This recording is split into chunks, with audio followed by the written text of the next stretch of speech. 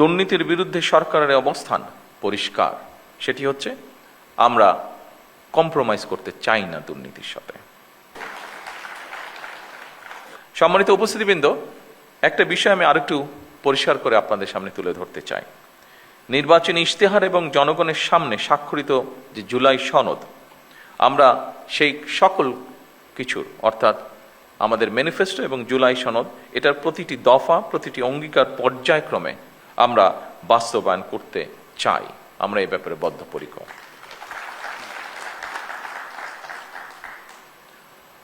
আমি আশা করব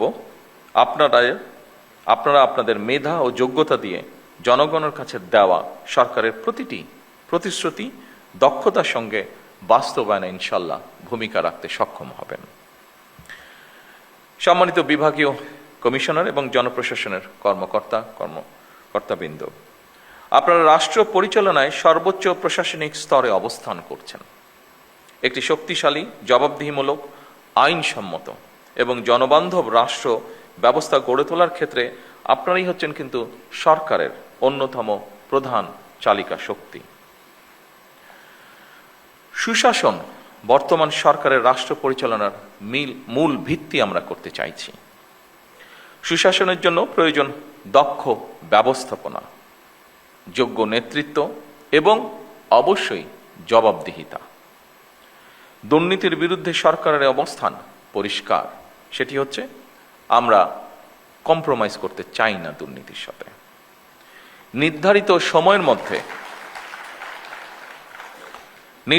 সময়ের মধ্যে প্রকল্পের বাস্তবায়ন করা অত্যন্ত জরুরি। ব্যয়ের ক্ষেত্রে সর্বোচ্চ স্বচ্ছতা বজায় রাখা অন্যতম গুরুত্বপূর্ণ একটি বিষয় এবং একই সাথে কাজের গুণগত মান নিশ্চিত করা সংশ্লিষ্ট প্রশাসনিক কর্মকর্তাদের একটি গুরুত্বপূর্ণ দায়িত্ব। একই সঙ্গে সম্মানিত সকল উপস্থিতিবৃন্দ, সম্মানিত জেলা প্রশাসকবৃন্দ, একই সঙ্গে প্রয়োজনের অতিরিক্ত আইন কানুন ও জটিলতাকে অজুহাত হিসাবে আমরা ব্যবহার না করি, বরং বাস্তবসম্মত, কার্যকর ও জনস্বার্থ সংশ্লিষ্ট সিদ্ধান্ত গ্রহণের মানসিকতা আমরা প্রশাসনের সকল পর্যায়ে গড়ে তোলার চেষ্টা করি, যাতে করে জনগণ সময় মতন সরকারের প্রতিটি কর্মসূচির প্রত্যাশিত যে সুফল সেটি লাভ করতে পারে। আমরা চাই সততা, মেধা এবং দক্ষতাই হবে জনপ্রশাসনের নিয়োগ, বদলি কিংবা প্রমোশনের মূল নীতি।